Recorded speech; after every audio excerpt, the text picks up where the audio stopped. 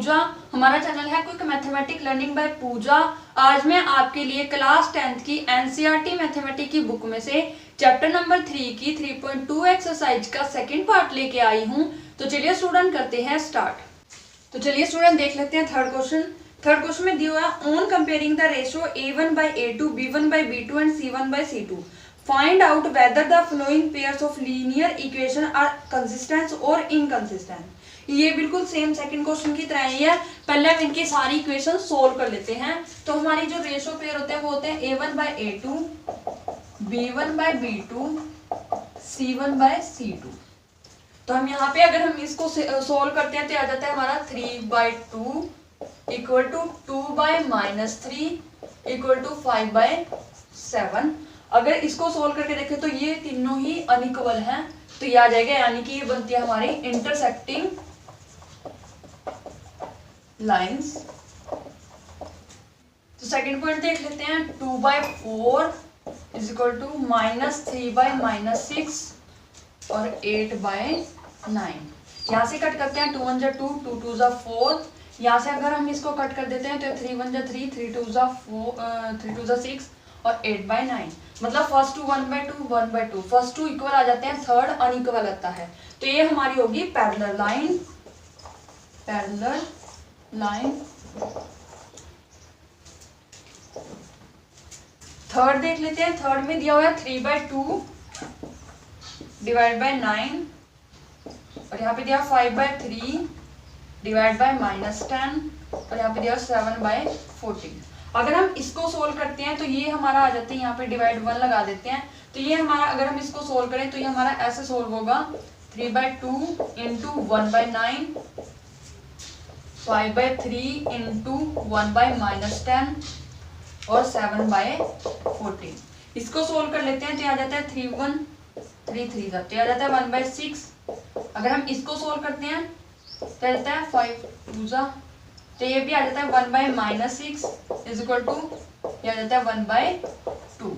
तो ये तीनों भी अलग हैं, तो ये भी क्या आ जाती हैं, इंटरसेक्टिंग लाइन। उसके बाद नेक्स्ट देख लेते हैं। यहाँ पे क्या है 5/-10 इज इक्वल टू -3/-6 और इधर क्या है 11/-22।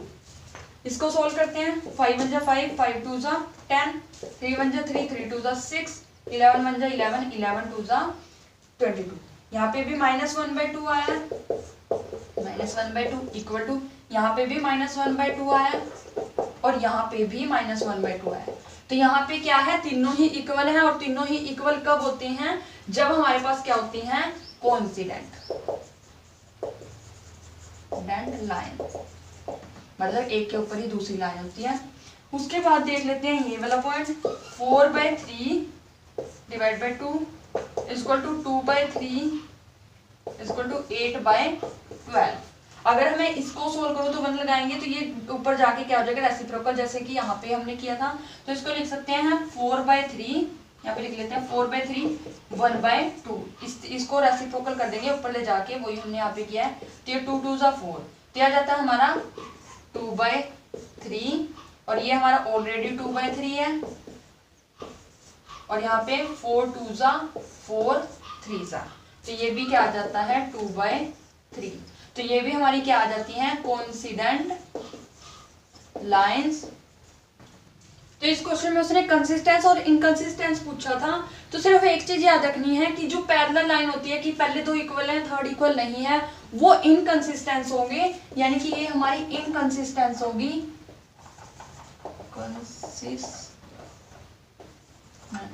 और बाकी जो हमारे सारे थे ये हमारा कंसिस्टेंस होगा, ये भी हमारा कंसिस्टेंस होगा, ये भी हमारा कंसिस्टेंस होगा और ये भी हमारा कंसिस्टेंस होगा। सिर्फ हमारी जो इंटरसेक्टिंग होती है और जो हमारी कोइंसिडेंट लाइन होती है वो हमारे कंसिस्टेंस होती है, और जो हमारी पैरेलल लाइन होती है यानी कि फर्स्ट दो इक्वल थर्ड इक्वल नहीं होता, वो हमारी इनकंसिस्टेंस होती है, जो उसने पूछी थी। तो इस तरीके से हमारा क्वेश्चन हो जाता है। तो चलिए स्टूडेंट देख लेते हैं नेक्स्ट क्वेश्चन। तो चलिए स्टूडेंट फोर्थ क्वेश्चन देख लेते हैं। Which of the following pair of linear equation are consistent or inconsistent? If the consistent obtain the solution of graphically. तो हमें इसके अंदर ये 4 पॉइंट दिए हुए हैं। पहले तो हमें इनको कंसिस्टेंस और इनकंसिस्टेंस प्रूव करना है। अगर ये कंसिस्टेंस होते हैं तो उनका हमें ग्राफिकल सॉल्यूशन निकालना है। तो हम इसको सोल्व कर लेते हैं। इसके लिए हमारे पास होना चाहिए a1/a2, b1/b2 और c1/c2।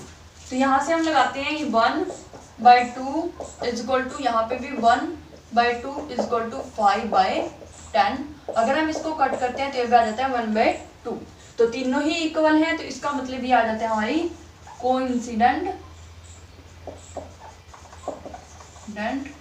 लाइन, जो हमारी बन जाती है कंसिस्टेंट।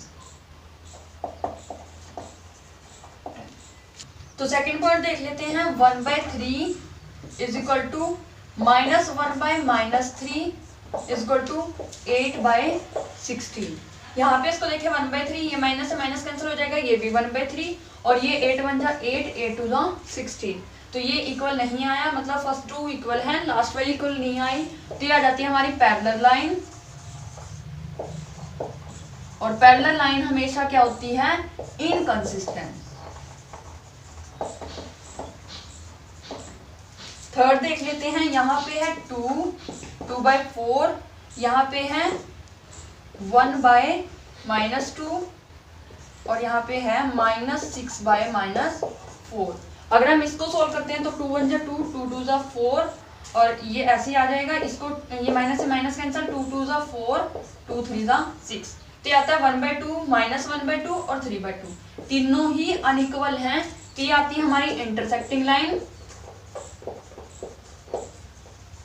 और इंटरसेक्टिंग लाइन हमारी होती है कंसिस्टेंट लाइन। उसके बाद नेक्स्ट देख लेते हैं। ये हमारा 2/4, ये है -2/-4 और ये है -2/-5। तो यहाँ से देख लेते हैं 2 1 जा 2, 2 2 जा 4। यहाँ से माइनस कैंसिल, आ जाता है 2 1 जा 2, 2 2 जा 4 और इसको माइनस से माइनस कैंसिल। तो हमारा 1/2 फर्स्ट 2 इक्वल है, थर्ड इक्वल नहीं है। तो फर्स्ट 2 इक्वल आ जाती है, थर्ड इक्वल नहीं है, तो ये आती है हमारी पैरेलल लाइन। और पैरेलल लाइन होती है हमारी इनकंसिस्टेंट।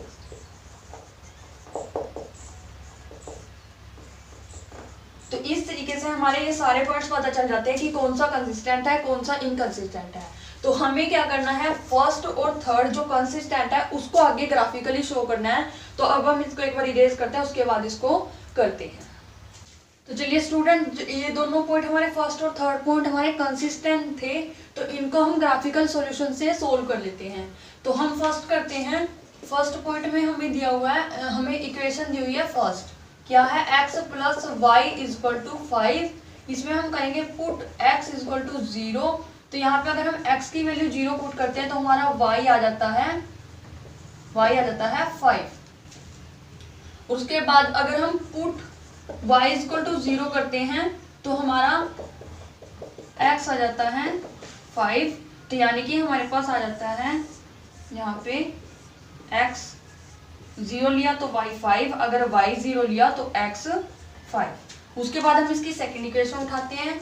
इक्वेशन सेकंड में हमारे पास क्या है, 2x + 2y = 10।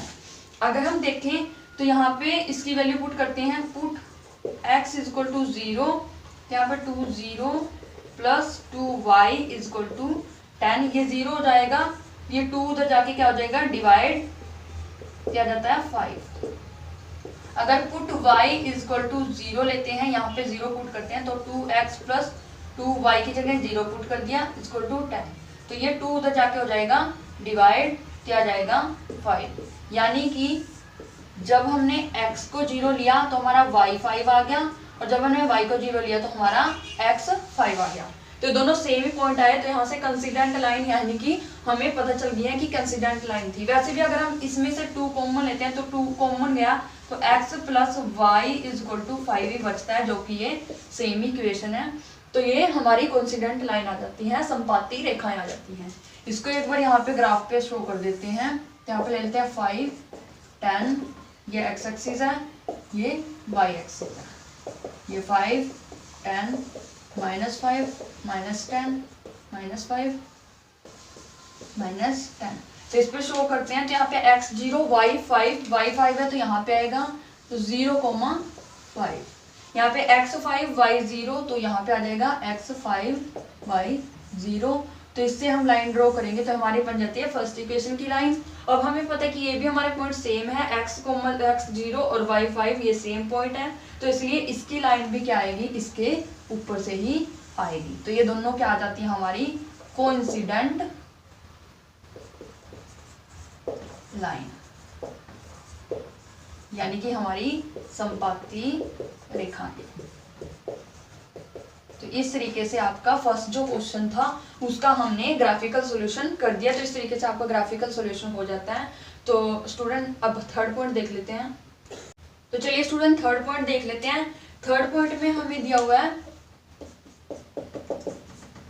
इक्वेशन फर्स्ट दी हुई है हमें 2x + y = 6। ये -6 है, इसको उधर ले जाके 6 कर लेते हैं। उसके बाद हम यहाँ पे करते हैं पुट x = 0। अगर हम यहाँ x की वैल्यू 0 पुट करते हैं तो हमारा y आ जाता है 6। अगर हम पुट y = 0 लेते हैं तो यहाँ पे y को अगर 0 रखते हैं तो ये हमारा आ जाता है x3। तो यानी कि अगर हम x की वैल्यू 0 लेते हैं तो y आ जाता है 6। अगर y की वैल्यू 0 लेते हैं तो हमारा x आ जाता है 3। वैसे हम इक्वेशन सेकंड ले लेते हैं। इक्वेशन सेकंड हमारे पास है 4x - 2y और ये -4 था उधर जाके +4 हो जाएगा। तो अब हम इसमें करेंगे पुट x = 0। अगर हम यहाँ पे x को 0 लेते हैं तो हमारा -2 = 4 और ये -2 जो है उधर जाके क्या हो जाएगा, डिवाइड, तो कट होके -2 आ जाएगा।